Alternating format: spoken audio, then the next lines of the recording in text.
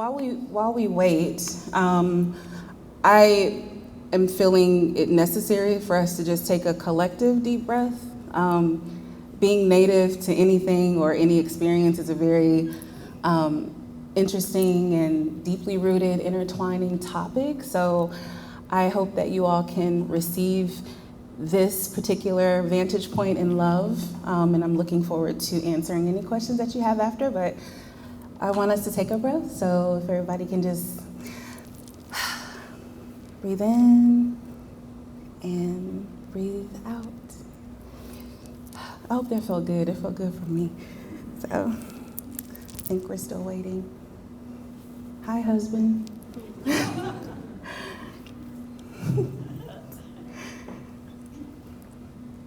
No? Okay. Okay, we're going to put it all on then. All right. Well, hopefully y'all can see.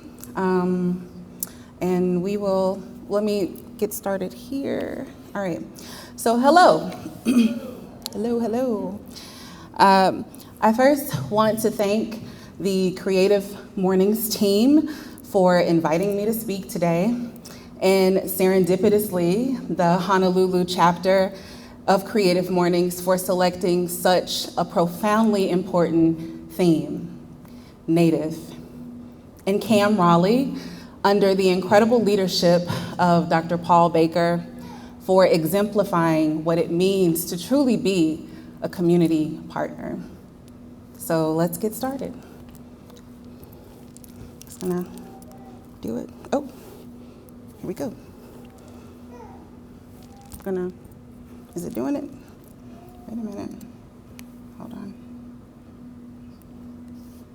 Is it not working? Let me see. Can't hear anything either. Okay, there we go. Okay. Hopefully y'all can see this. Lights off? Okay. Uh-oh. All right. Start from the beginning then.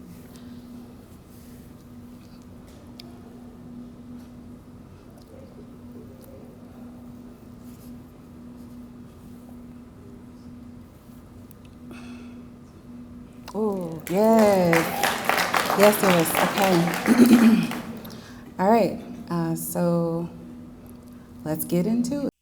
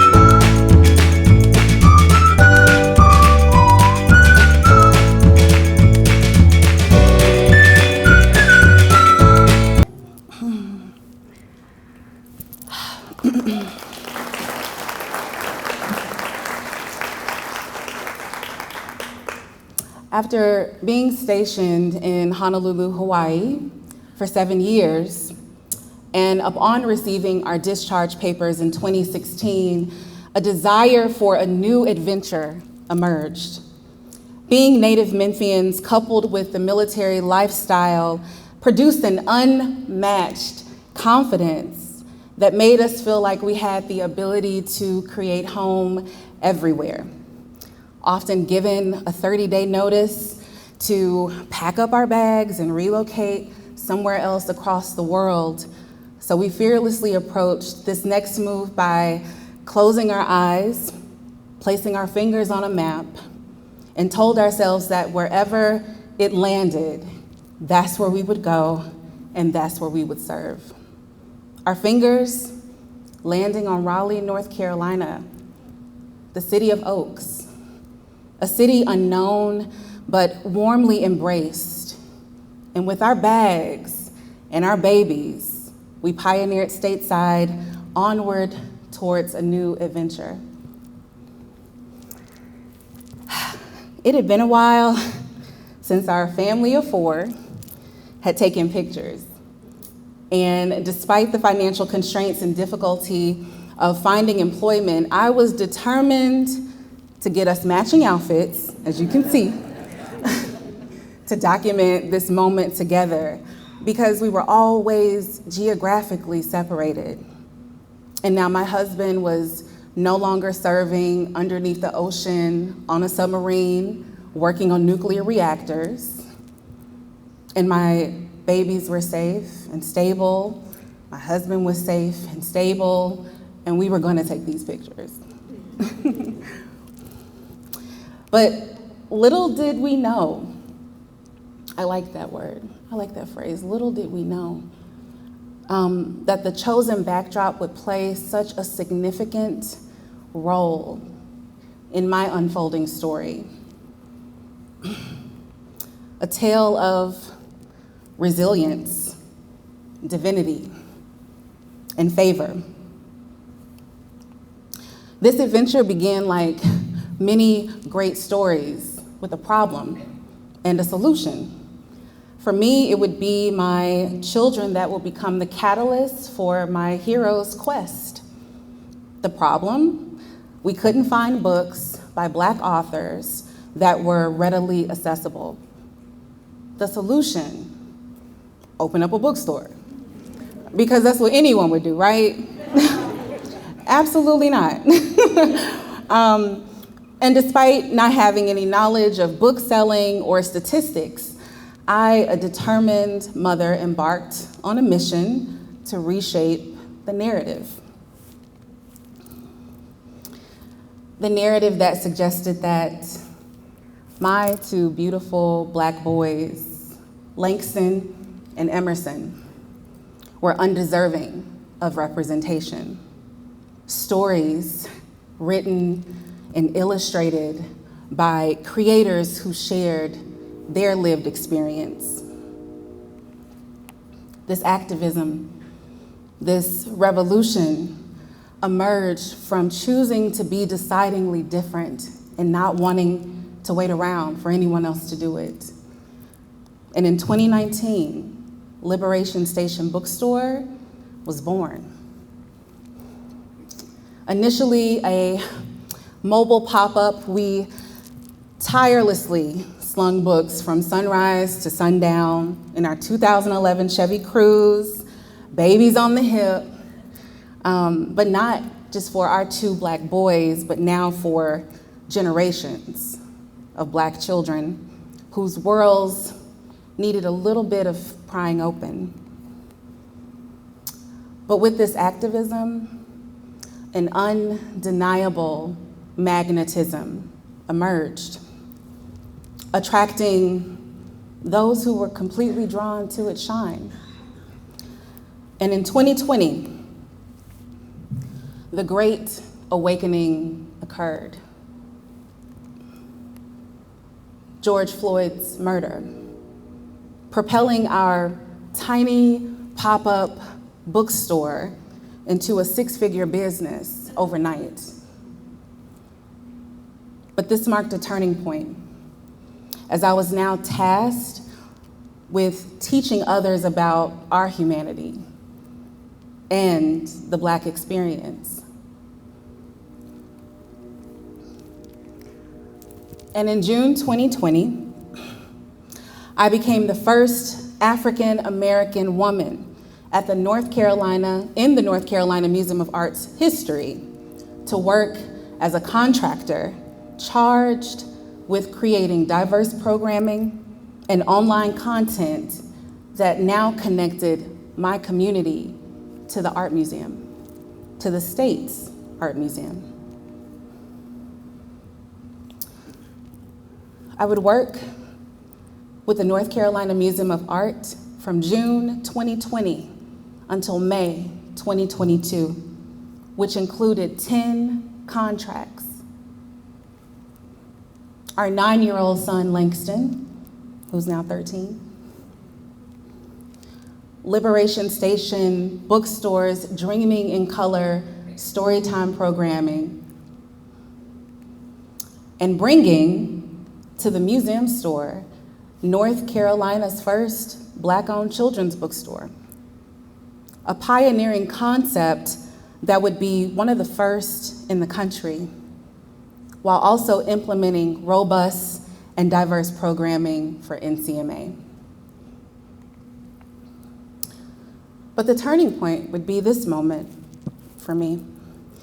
It would be a passage from this book, The Fierce 44, Black Americans that shook up the world nearly 3 years ago to the day that would begin to set God's plan in motion.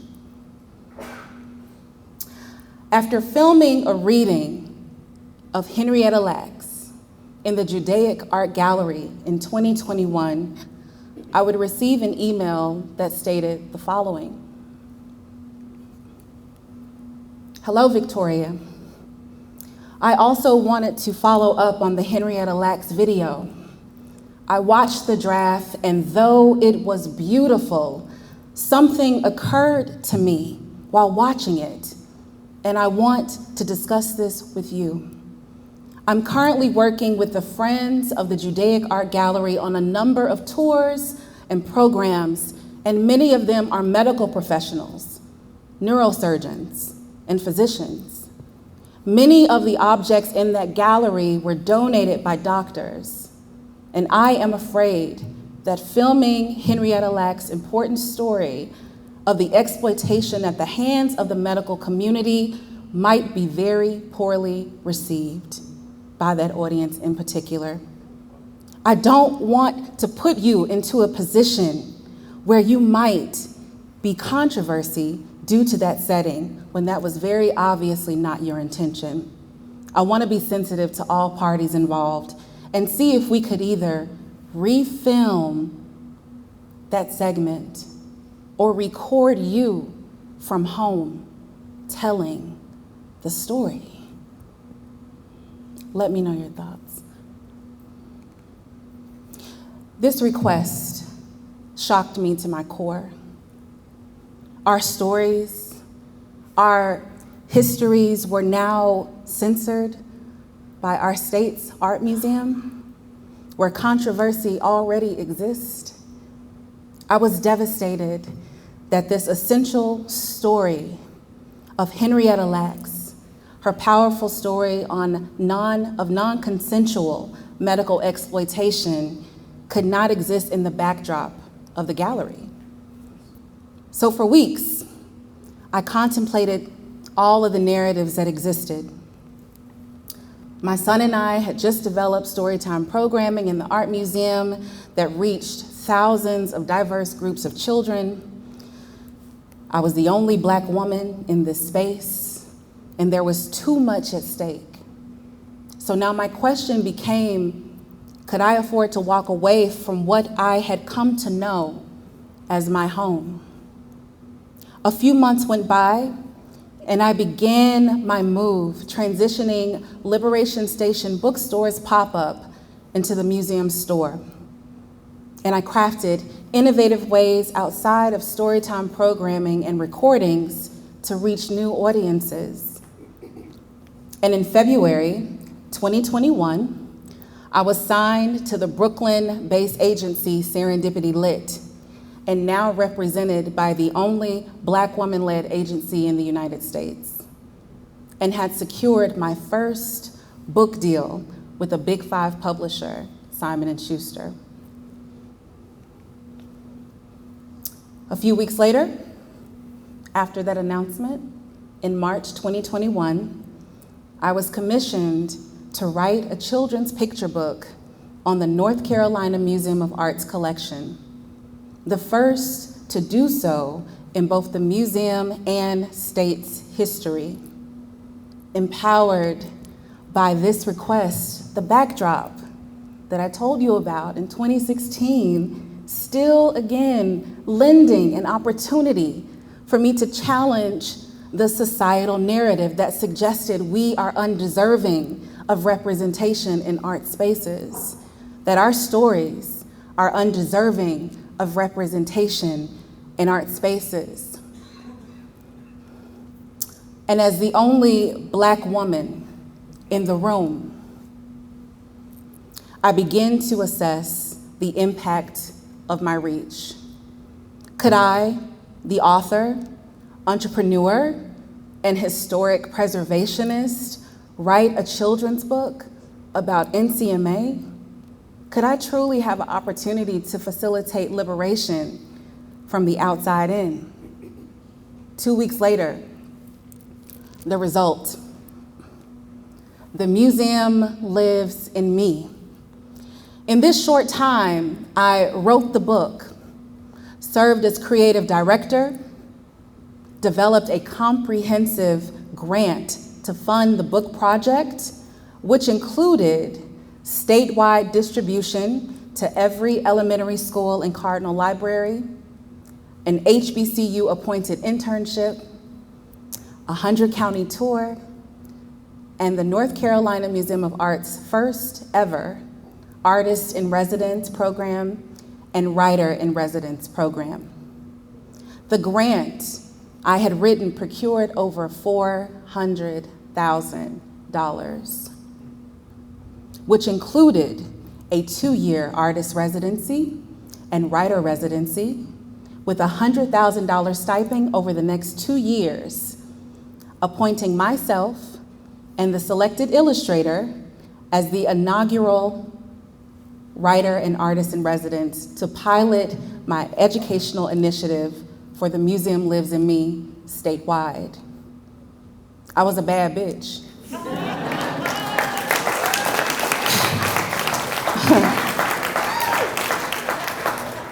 If y'all didn't know already, but I'm gonna remind you. But I was a bad bitch ready to do some very deep institutional work, right? Additionally, I want you to remember this face. I brought on my colleague and friend as lead editor, selected the illustrator, tirelessly strategizing pathways of accessibility and inclusion in the director's office, education, marketing and communication, museum advancement, outreach and audience engagement. This creation of The Museum Lives in Me and Liberation Station stemmed from recognizing the dangers of a single story within our society and within the museum framework, and the power that it holds. But power in this context is not just the ability to tell another person's story, but to make it the definitive one. The Palestinian poet Mourid Barghouti writes that if you want to depossess a people, the simplest way to do this is to tell their story and start with secondly. Start the story with the arrows of the Native Americans and not with the arrival of the British, and you have an entirely different story. Start the story with the failure of the African state and not with the colonial creation of the African state. and you have a completely different story. Being the only Black woman in the room revealed yet another hurdle to overcome: the consequence and weight of carrying our stories, creating a home within the museum construct while also grappling with my own human experiences. For me, it would be a miscarriage in January 2022. A miscarriage that, when disclosed months later, would make me more human than hero. A few days after my miscarriage, I prepared for promotional photos, pictured here, ahead of my book's release. But in the midst of this moment, I could not help the intuitive feeling that my work would need to be protected somehow. I had never felt more removed from myself after losing our daughter, Zora. There are a few moments in life when, as our vision is being stretched, our obedience to the mission is being tested. So it was imperative at this moment to really assess my capacity, something that Black folks, especially Black women, don't get to do. So I closed the pop-up in the museum store, and I began to scale back a bit. But it would be a phone call with a good friend of mine that would once again set me on my hero's quest. I would ask her one question: what could I do to protect the museum lives in me? And she simply stated, it would have to become a series. This became a part of my journey. Not only trailblazing and creating innovative programming, but also now developing a pathway to teach other artists, writers, and creators how to protect their stories while working within institutions that only seek to benefit from their work. And on April 1st, the day my writer in residency was scheduled to begin, I would receive another email. We remain excited to work with you to publish, promote, and sell The Museum Lives in Me. But after careful consideration, we've determined that your vision for the writer in residence role and your requested revisions to that agreement do not align with the scope of services we need. Given this, please allow this email to serve as notice pursuant to your foundation agreement, the writer residence role dated April 1st, 2022. That agreement is now terminated, effective today, April 1st, 2022. We will send you a copy of this email via recognized overnight carrier pursuant to the notice of the section agreement. Grace and peace flooded over me. And I showed up after reading that email to my book launch a few weeks later, pictured here, as both bookseller and storyteller, not really knowing what the future would hold for either. Until a few months later, I was invited to Washington, D.C., to the American Library Association Conference, and my book concept was introduced to Baker and Taylor. Baker and Taylor is the world's largest distributor of books, digital content, and entertainment products to libraries, institutions, and retailers. And you remember that picture I told you to remember. The Museum Lives in Me was then pitched by the same person that I brought on as lead editor for NCMA's book project, my colleague, label mate, and friend. And because my intellectual property was protected and my series trademarked, I was able to sign a global multi-book deal for worldwide distribution and film rights.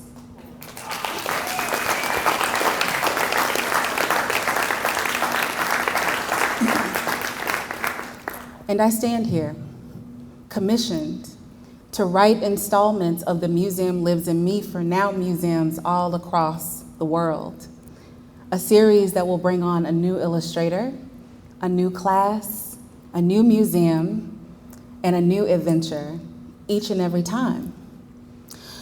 So God's expanded vision for me wasn't about being in this box that I called home, but it was about cultivating home everywhere.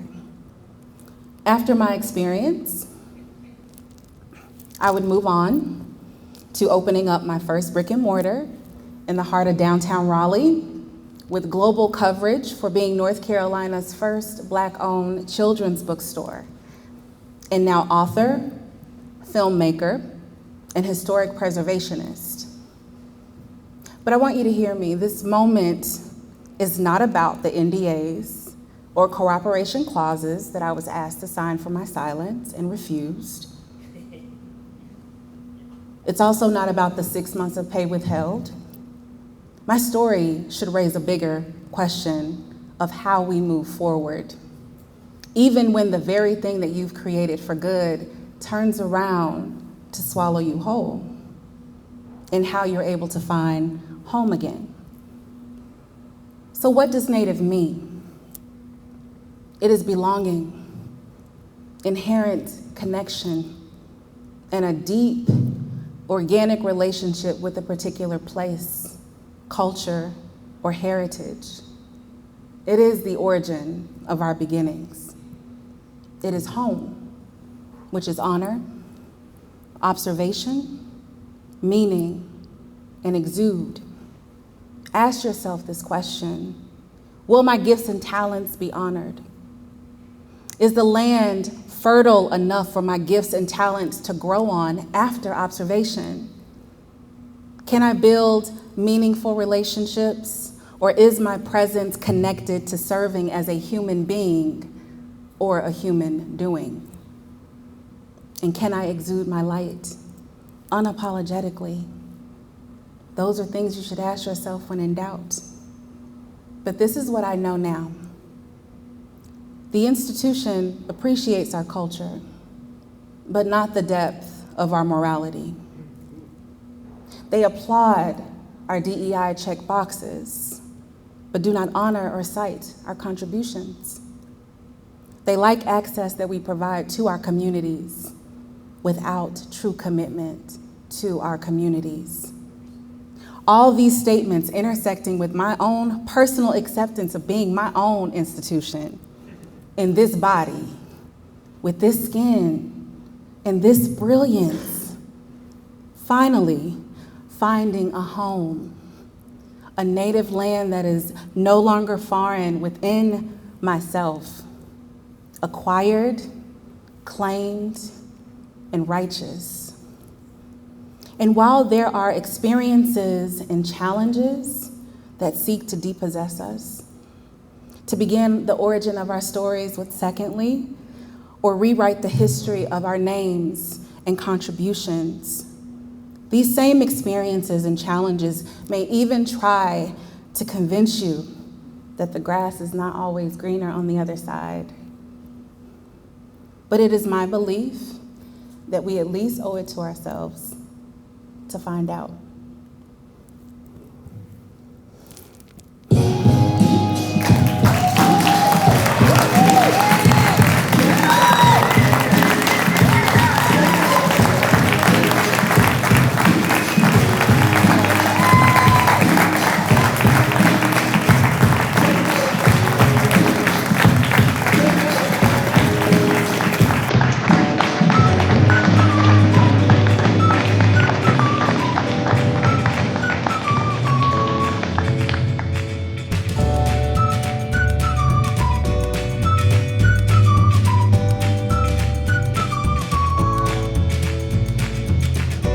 Again, another round of applause for Victoria Scott Miller.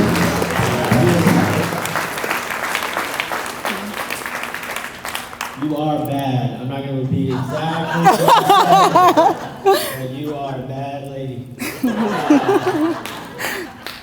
I am so grateful that our paths crossed and we were able to pull off this event and the serendipity around this event, and also that being your agency, and I mean, it's amazing.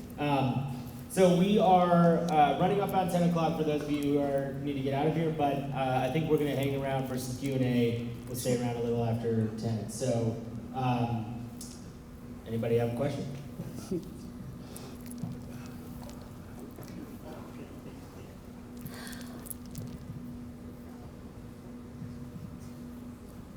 Hi.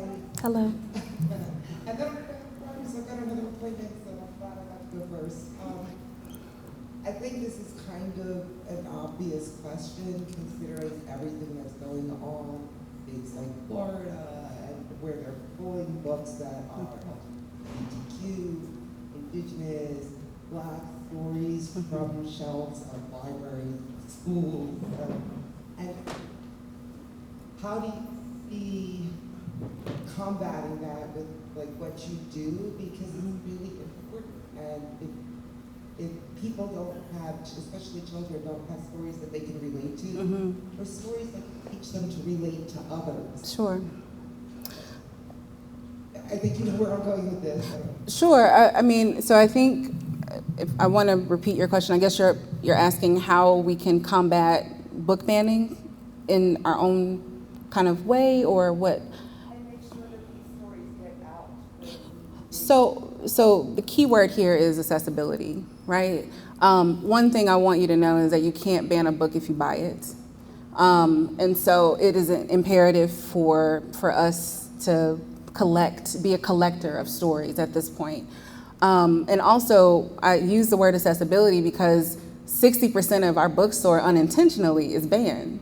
But that is because we are talking about Black enchantments and Black hair and Black imagination. And so I think the biggest thing is to make them accessible. And I think we can all find a way to do our own version of liberation in some way by providing access to those stories. So if that's you saying, oh, this book was banned, but I know a child that would benefit from this particular story, go buy it, support your independent local booksellers, please, and then go on and give it to the child. So we can't underestimate like the micro opportunities that we have to create accessibility in someone else's life to share these stories.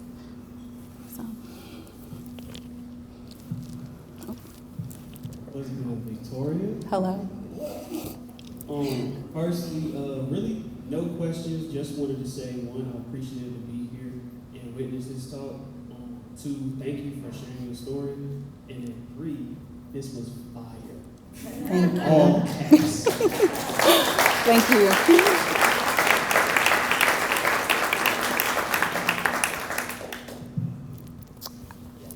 She had a question too back here.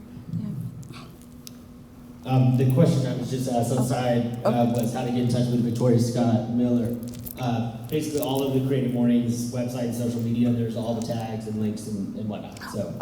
Before you do that, I do want to say that my new book is on sale today. If you would like to purchase, you can get signed copies. Okay, all right, that's all. And she was right back there. Yep.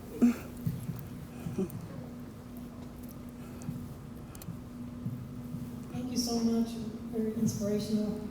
I just wanted to say thank you for bringing up Marie Barghouti, a good friend of mine, in Palestine, and talking about feeling at home. I've been to Gaza and Palestine many times, which surprisingly felt very much at home because of the kindness and the amazing people that live there and the culture and the arts that thrive there. And you obviously all know what's happening there today, and I would just like to ask you all to Google ceasefire petitions, sign, your voice is heard, and I just want to thank you so much for this activity. Absolutely, thank you. I did have a question. Would your bookstore carry any Palestine children's books too? So our bookstore focuses on diasporic creators that follow the voyage of the transatlantic map, right? Because there are a lot of Black children in America that don't understand how their stories connect to Brazil and Africa and Nigeria, like all of that. And so we focus on that, but we will be definitely willing to explore adding some additional titles to kind of help bridge the gap of the conversation. So, yeah. So, good morning, everybody. Good morning. I just want to let you know, so I got up this morning, I wasn't going to come because I was like, oh, it's raining, it's cold outside. And this is my first time being at Creative Mornings, and so... Yes. And I said, I did a live on the way here because I said in my spirit it was saying go this morning. And I said, I don't know what I'm going to get. I don't know what the experience is going to be like, but I wanted to come see this Black woman speak, right? And you have me crying over here. I have my little beauty blender out because I'm listening to this and I'm just like, it's so much in your story that's something that happened to me recently with something that you believed in and somebody felt like it was okay for them to take it away, even though they understood the value of what it was bringing to them. And one of the things that we focus on with my company is mental wealth. So I want to know, like, in that transition of, oh my God, it's right here at this specific time, and they're saying, well, we're going to just take this contract away. I kind of took the same exact thing where it was like they didn't take it away, they gave me something else, but they didn't realize it. And so I just want to know, like, in your mental wealth time, the loss of things, but then other things coming through, what was that feeling like, and how did you get through that in order to go to that next step? Oh, that's a beautiful question. Wow. Okay, so I want to say that, and I'm gonna try not to cry because I spent a lot of money on my makeup today. I don't know where he is, but there's nothing like being unconditionally loved by a Black man, okay? And I'm coming out of this moment grieving the loss of our daughter and the baby that I built from the ground up being taken away, right? And I don't get any money from that. I didn't get any money from that. And so there was like lots and lots of grief. And what my husband taught me is that when you're angry, no one listens to you. No one will listen to your anger because you're not saying the thing that needs to be said. And so for the past 2 years, I asked God, I said, show me when you're ready for me to talk about this. This is the first and only time that I've ever talked about my experience publicly, ever. And it's not a coincidence that I'm now on book tour for my book, and I'm being hosted by other museums now. I had to realize that sometimes our brilliance is really big, and that's not something that we should apologize for. And giving myself grace is allowing room for me to grieve a situation in its completion and to completely heal from it. Because the story that I'm telling you today is complete and whole, as opposed to what it might have been like had you connected with me 2 years ago. I was a mess. My hair had fallen out from my miscarriage. I was depressed, wasn't showering, wasn't brushing my teeth. Like my husband can tell you, he would take me out to the garden and he would literally wash my body and wake me up, because it was like, it was depressing because I had so much influence, but I realized it's better to be an informer than an influencer, because you can it's about the facts of the matter, right? But now I'm in a season where I think about Audre Lorde's quote, and she says that your silence will not protect you. And what that means to me is that we should be able to tell the story. We should be able to come out of our silence, the barrier of our silence, so that other people who had the same experience can hear our stories. And so my silence protected me in a moment of grief, but now I can freely speak about it. I can pass through that barrier of my silence so that other people who share my experience can connect with my story and somehow be empowered by it. But I definitely thank you for that question, because it was a time. he can tell you if you want to follow up with him. He'll let you know. But I was a mess because I am such a trusting person. I am such a loving person, and working in the backdrop of a museum and kind of being the only Black woman and seeing how beautiful we could make this, right, if we make the investment. And I'll never forget I'm careful to not name names because it's not about them. But I was asked, after we received the funding for the grant, what if we don't do all the things that you've listed? And I remember just saying it. I said, you're going to end up writing yourself out of the story.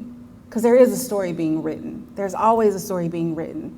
And so you really have to choose how to meet yourself in a way that will allow you to tell the story as it needs to be told so that other people can actually hear it, and it's not covered in anger and frustration.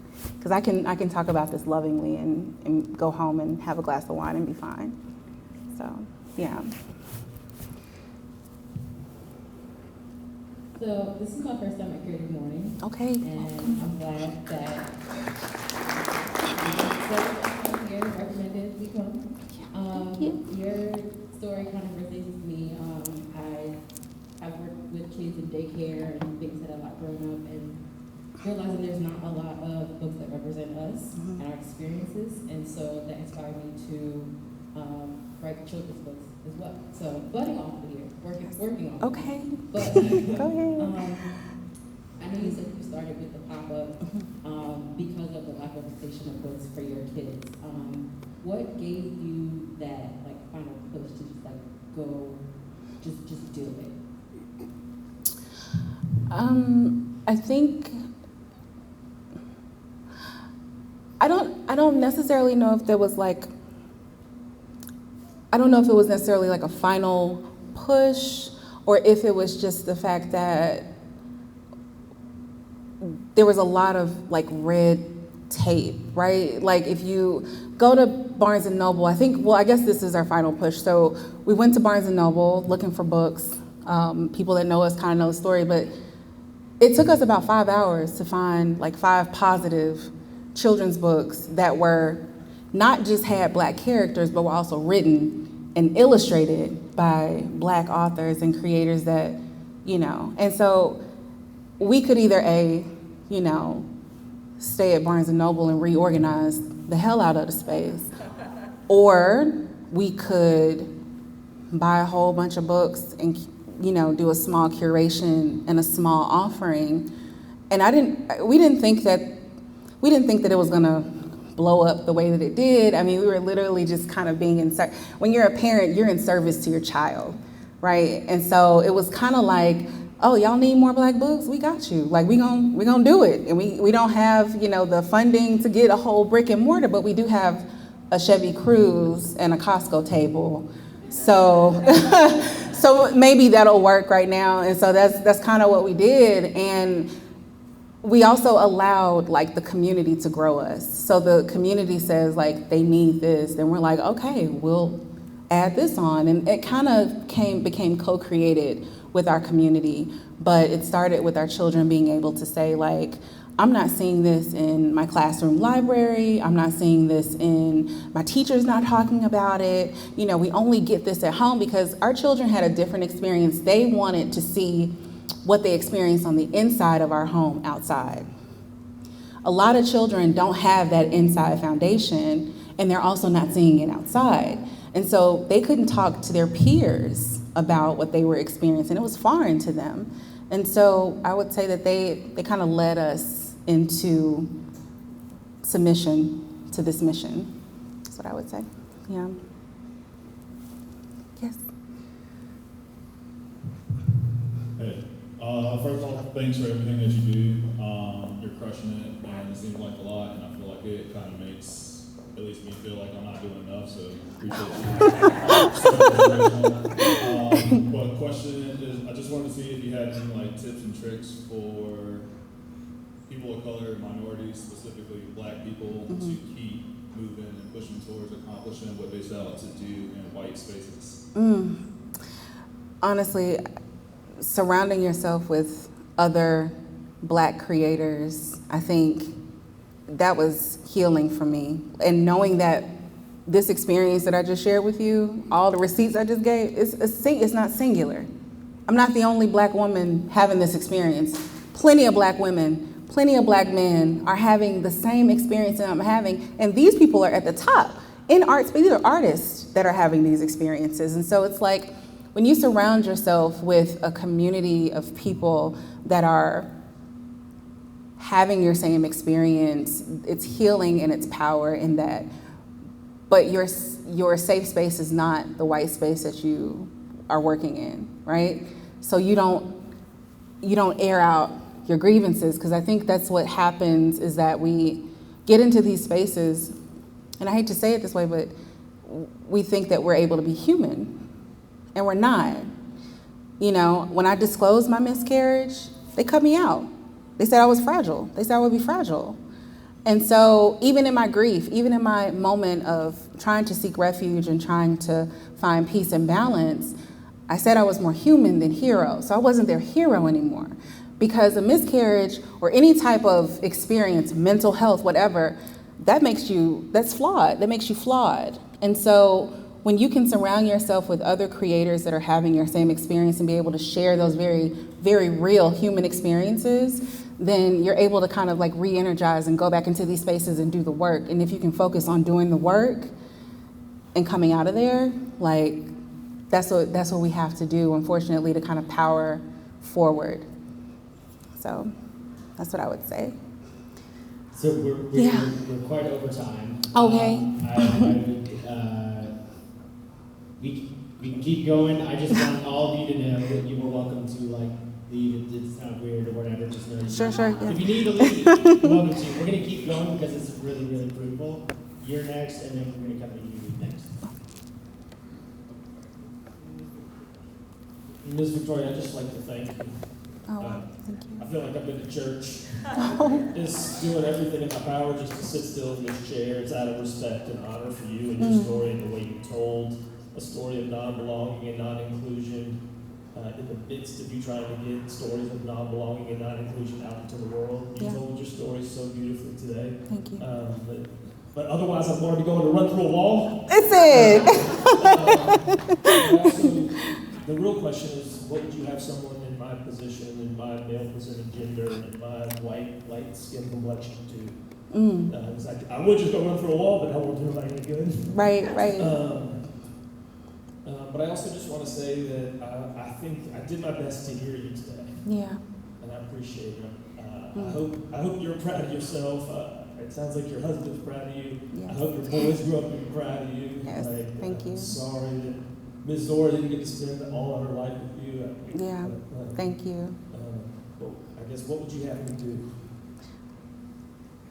So, not leave it up to Black folks to talk about whiteness. When you're in those rooms, you have to speak about the problem, right? We're not surrogates, right, to that conversation. We shouldn't be the forerunners, like, of this movement. Like, white people should be talking about whiteness in a way that, like, when you're in these rooms making decisions, be willing to exchange power. Be willing to transfer the power. Because my story is about being a force and it being an anomaly, so much so that it was unable to be digested. But be used to people being brilliant, Black folks being brilliant. I think the most insulting thing we often hear in our communities is, you thought about that on your own? You know, you did that on your own, like without any assistance? And it's like, absolutely. You know what I mean? And be able to, what you just told me was so empowering, to be able to say, like, you heard me, you appreciated me, you recognize that I'm a force. Saying that to me is beautiful. But when you're in a position of power, say that to your colleague. Let them know that, and let them know that you know what you know. And I think more of those conversations get us forward, always. So. I was really behind. Hey, girl. Hey, girl.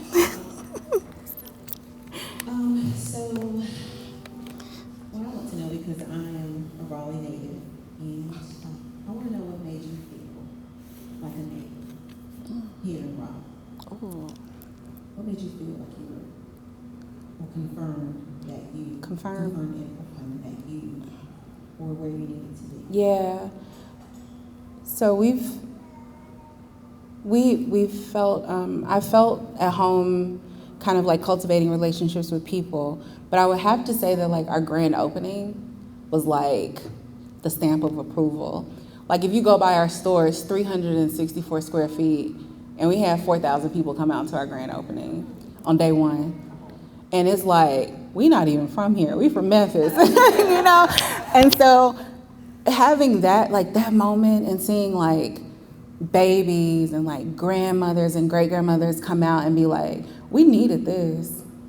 Y'all were the ones to do it.